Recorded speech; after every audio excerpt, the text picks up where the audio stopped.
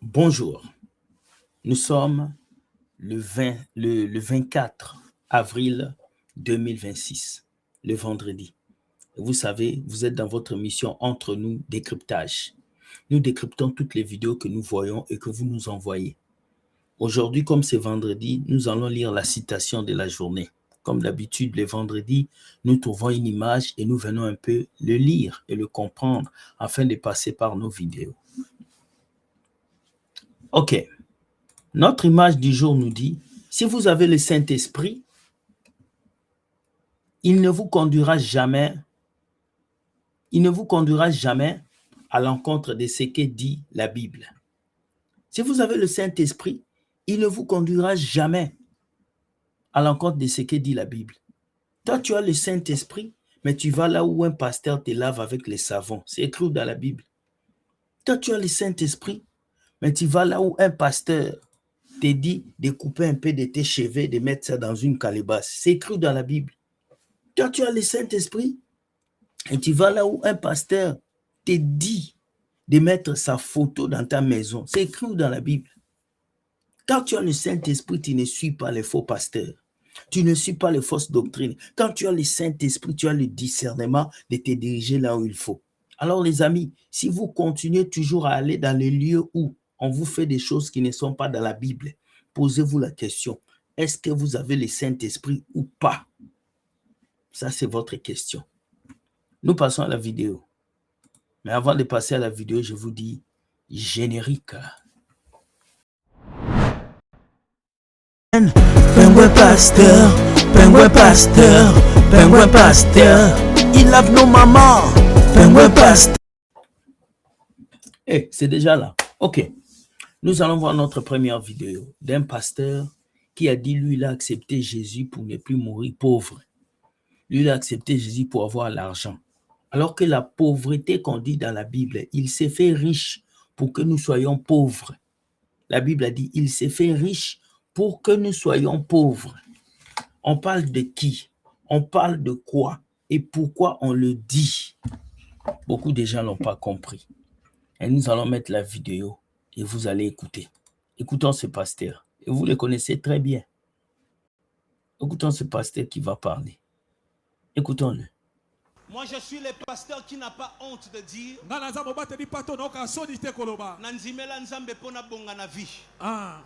je n'ai jamais honte Il a accepté le Seigneur pour devenir grand. Je n'ai jamais honte de dire pour ne jamais vivre dans la pauvreté. Amen, amen. Je suis le pasteur qui n'a pas honte de dire moi j'ai reçu Jésus-Christ Seigneur comme sauveur dans ma vie pour que j'ai jamais de problème de documents. On n'accepte pas Jésus pour ne pas mourir pauvre. On n'accepte pas Jésus pour avoir des millions.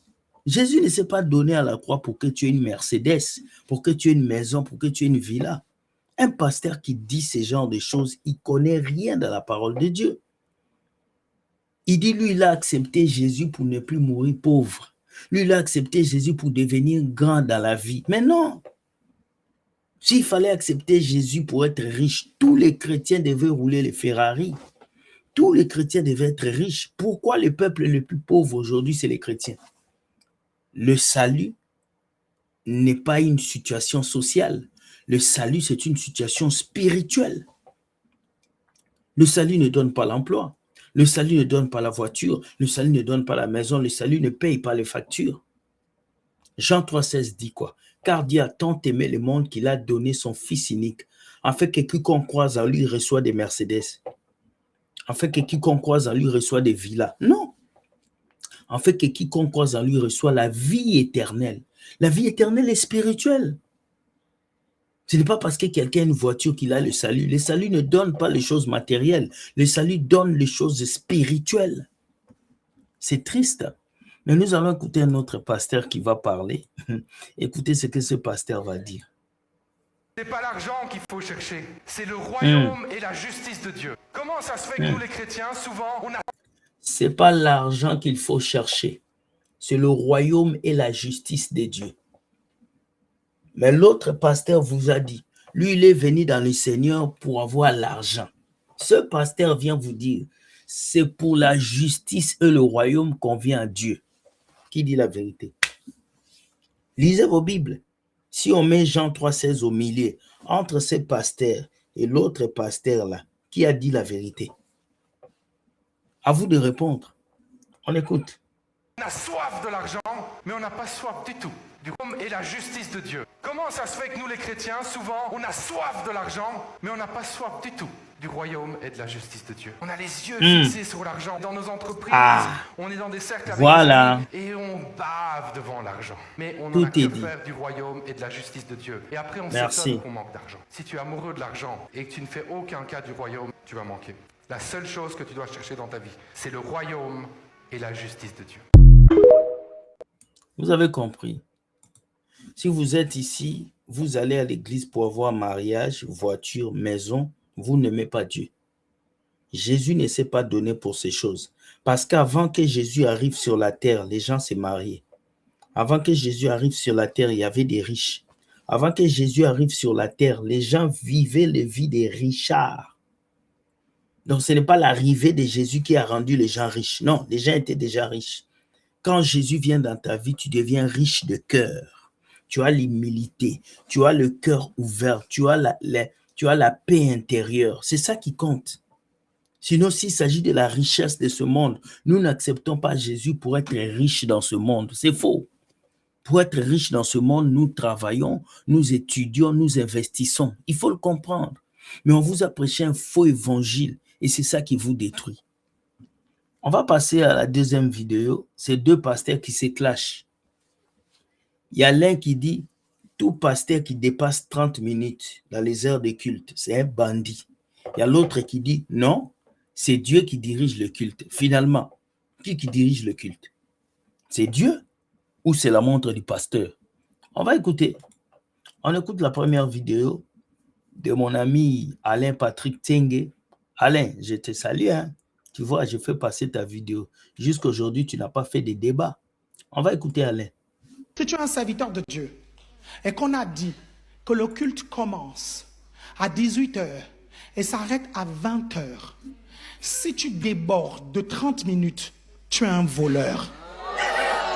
Quand vous marquez dans les affiches, sur les groupes WhatsApp, ok, culte de 18h à 20h, vous comprenez? En fait, c'est un contrat que vous signez. Vous êtes en train de dire aux gens qui vont venir, nous allons commencer à 18h et nous allons terminer à 20h. Si tu ne termines pas à 20h, tu n'as pas tenu à ta parole. Tu n'as pas respecté ta parole. La Bible dit que ton oui soit oui, que ton non soit non. Quelqu'un me suit ici? Si tu débordes de plusieurs minutes, 10 minutes, on peut comprendre. 30 minutes, ça commence à vraiment devenir bizarre. 1 heure, c'est du vol. 2 heures, c'est la mafia. C'est de la mafia. Pourquoi? Parce que ce temps-là, les gens ne te l'ont pas donné. Vous vous êtes entendu que ça commence à 20 heures et ça s'arrête à 22 heures. Quelqu'un me comprend ici? Donc, culpabilise pas les gens qui se lèvent pour partir 15 minutes après le temps, 30 minutes après le temps. Désolé, ils n'ont pas moins le feu que toi. Vous avez écouté. Beaucoup de gens me posent la question, est-ce qu'il a raison? Ben, Alain a raison à un point. Et c'est ce qui m'énerve de ne plus aller dans les églises des Africains. Dans les églises africaines, le pasteur ne regarde pas le temps parce que c'est le Saint-Esprit qui gère tout. Le Saint-Esprit ne peut pas me permettre de dépasser le temps. Parce que la Bible dit, l'Esprit est soumis au prophète. La Bible dit, Dieu c'est un Dieu d'ordre. Si vraiment Dieu a dit qu'on va finir à midi on doit finir. Parce que si on ne finit pas à midi, c'est que Dieu ne tient pas à sa parole. Et le Saint-Esprit ne déborde pas. Moi, je pense que sur ce point, il a raison. Tu dis aux gens que le culte finit à 13h. Toi, tu emmènes les gens jusqu'à 15h. Et quand les gens se lèvent, tu te fâches. Pourquoi? Il y a un temps à louer pour que tu fasses les choses. Et quand ce temps arrive et que tu ne fais pas, c'est toi qui perds, ce n'est pas nous. Est-ce que vous comprenez ce que je vous explique? Et c'est ça le hic qu'on a aujourd'hui à l'église. C'est que les gens veulent faire les choses par leurs propres besoins et mettre le Saint-Esprit dedans. Mais non. Qui vous a dit que le Saint-Esprit vous a dit de déborder 30-40 minutes? Non, c'est faux. On a des choses à faire. On a des choses à faire. Sur ce point-là, il a raison. Il a raison. Vous ne pouvez pas dépasser l'heure. Vous dites que l'église finit à midi, vous finissez à 13h. Ah non, ça ne marche pas. Moi, je me lève, je pars. Fâche-toi. Maintenant, on va écouter un autre pasteur, Romano, qui vient contredire ce pasteur qui lui dit non, c'est le Saint-Esprit qui agit. On va écouter, écoutons notre ami Romano. Romano, je te salue, hein, tu es mon frère. Ici, je donne que mon point de vue. Hein. Il y a un prédicateur qui a dit quelque chose avec lequel je n'étais pas d'accord. Il disait que lorsque un homme de Dieu déborde dans son service, qu'il aurait volé ton temps et qu'il est plus qu'un mafieux ou un bandit. Je ne suis pas d'accord avec ça. Parce que quand vous venez à l'église, vous ne venez pas pour l'homme de Dieu. Ouais, quand on vient à l'église, on ne vient pas pour l'homme de Dieu, mais quand on vient à l'église, on voit l'homme de Dieu. L'homme de Dieu que tu dis, il représente Dieu. Vrai ou faux? On ne vient pas à l'église pour voir Dieu, non, on vient à l'église pour écouter le pasteur qui nous prêche. Le pasteur, c'est un être humain. Dieu passe par lui, non? Donc, on ne vient pas pour voir Dieu, on ne vient pas à l'église pour Dieu. On vient pour voir le pasteur qui va parler au nom de Dieu. Parce que si on devait voir Dieu, on devait venir à l'église pour Dieu directement. Toi, le pasteur, tu allais t'asseoir dans la foule. Nous tous, on allait s'asseoir et puis attendre que Dieu nous parle. Si on arrive et que tu es debout, tu parles, c'est parce que Dieu passe par toi pour nous parler. Donc, ne dites pas qu'on vient à l'église pour Dieu. Non, on vient à l'église pour plusieurs choses. Pour fraterniser, pour le pasteur qui est devant nous, pour tout ça. Beaucoup de gens vont à l'église pour ça. Arrêtez de dire que vous allez à l'église pour Dieu. Parce qu'il y a l'église là-bas même que Dieu n'habite pas. Il a dit, il n'habite pas les choses faites des mains d'hommes. Dans vos églises, Dieu n'habite pas. Vous allez ensemble pour fraterniser. C'est tout. Vous venez pour Dieu. Ce n'est pas Dieu, c'est pas l'homme qui fait ces choses. Non, c'est l'homme qui fait ces choses, mon frère.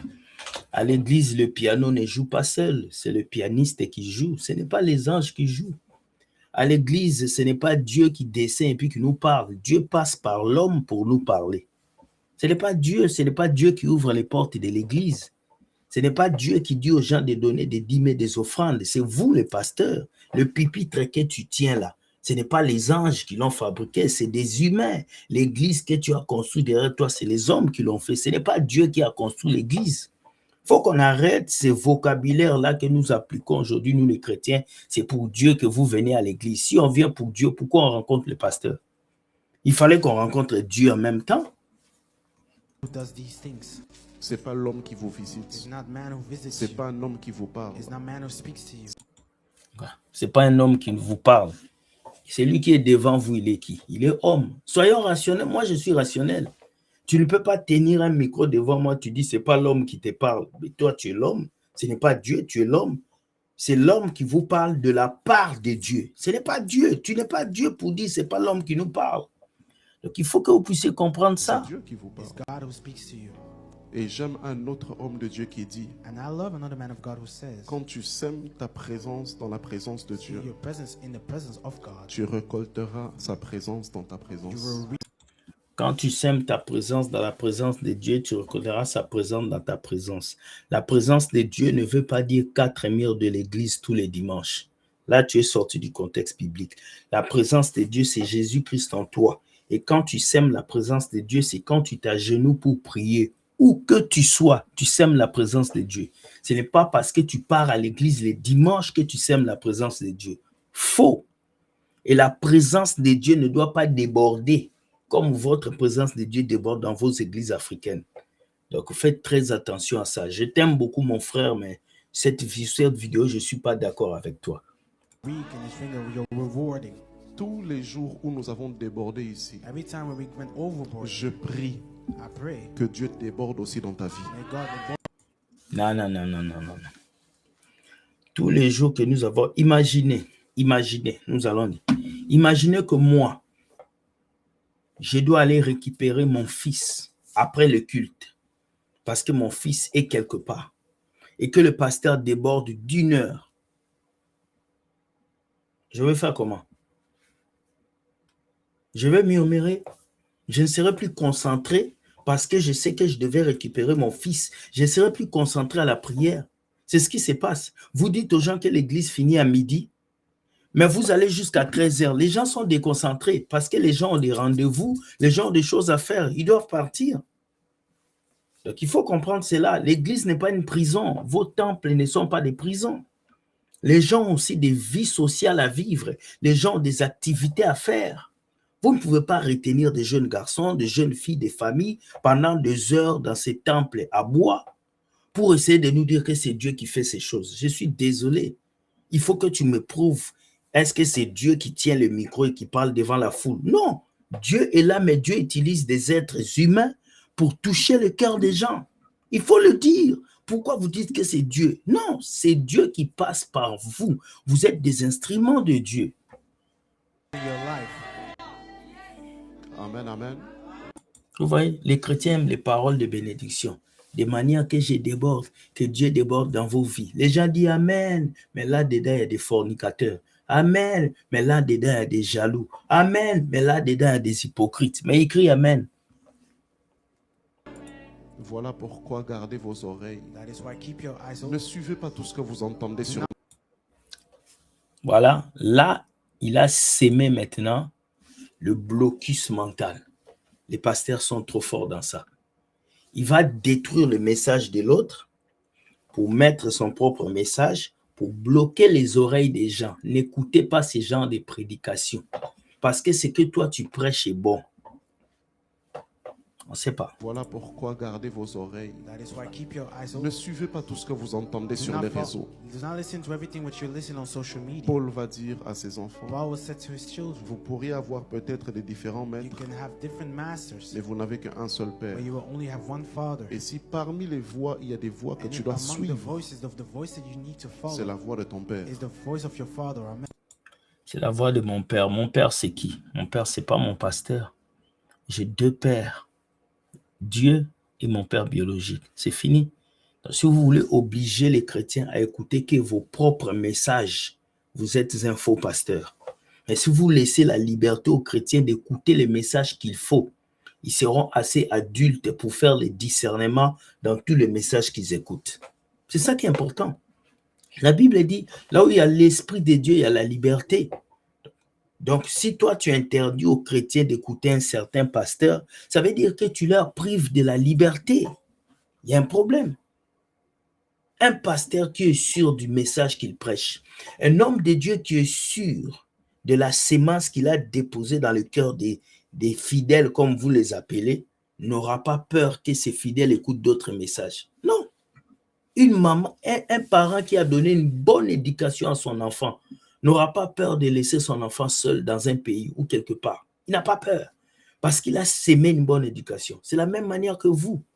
Si tu as vraiment sémé une bonne parole dans le cœur des fidèles de ton église, comme tu l'appelles, tu n'auras pas peur de les empêcher d'écouter d'autres personnes. Non, c'est parce que tu as peur que le message que le pasteur allait a dit a touché ton église, parce que tu débordes, tu reconnais que tu débordes. La seule chose qu'il fallait faire, c'est dire oui, je déborde, j'accepte le message. Pas venir tacler l'autre. Parce que vous, les pasteurs d'aujourd'hui, vous vous taclez entre vous. L'évangile n'est plus la parole de Dieu. L'évangile, maintenant, ce sont les flèches que vous lancez entre vous. Comment les chrétiens vont se convertir? Comment les gens viendront dans le Seigneur? Vous voyez, là, on a vu carrément un clash entre 2 pasteurs. Lui, c'est mon ami. Hein? C'est mon ami, il est sur TikTok. Je le connais très bien, on parle. Il vient dans mes lives. Mais quand je ne suis pas d'accord, je dois parler. Je ne suis pas d'accord de son message. Non. Il y a trop d'idolâtrie dans ce qu'il a dit. Le Père, il a parlé de bloquer vos oreilles, n'écoutez pas tout sur l'Internet. Des gens qui payent leur propre connexion, qui ont leur propre téléphone, tu vas les interdire de tout écouter sur Internet. À un moment, les gens sont des adultes. Un papa va quitter sa maison pour que tu lui dis n'écoute pas tout sur Internet. Quand même. À un certain moment, il faut voir un peu de respect aux personnes qui sont devant vous dans les églises. Voilà un peu toutes les vidéos. Amen. Gloire soit rendue à Dieu. Voilà un peu les vidéos que je vous ai apportées. Essayez un peu de comprendre hein, et de pouvoir lire vos Bibles et de ne pas tomber dans les pièges. Ici, je n'ai pas indexé un faux pasteur. Je n'ai pas dit qu'un pasteur est méchant. Ici, je suis venu analyser ces vidéos. C'est à vous aussi de vous asseoir et de comprendre pour la première vidéo quel est le pasteur qui a bien parlé. Est-ce qu'on vient dans les Seigneurs pour avoir l'argent ou on vient dans les Seigneurs pour avoir la justice? La deuxième vidéo, si un pasteur déborde, est-ce qu'il fait bien? Ou si un pasteur déborde, est-ce que c'est le Saint-Esprit? Est-ce que le Saint-Esprit peut vraiment déborder dans les temps jusqu'au point où vous faites 2 heures de plus alors que toi, tu as des choses à faire? Les gens n'ont plus de vie sociale dans les églises. Voilà pourquoi les chrétiens ne parlent pas à leurs parents. Ils ont une vie brisée. Ils passent tout le temps avec les démons au lieu de passer le temps avec leurs membres de famille. C'est très important de comprendre cela. Chers amis, on a fini ici. Si vous aimez cette émission, likez, partagez, s'il vous plaît. Écrivez par commentaire un mot, je vais vous lire. Si ce mot est gentil, vous aurez une réponse gentille. Si ce mot est méchant, mon administrateur va vous répondre aussi comme il faut. Parce que nous, on n'est pas des faibles. Tu viens avec respect, on te montre le respect. Tu viens avec impolitesse, on va t'éduquer et te montrer que toi et ton faux pasteur, vous êtes des pingouins. Voilà, c'est ça qu'il faut.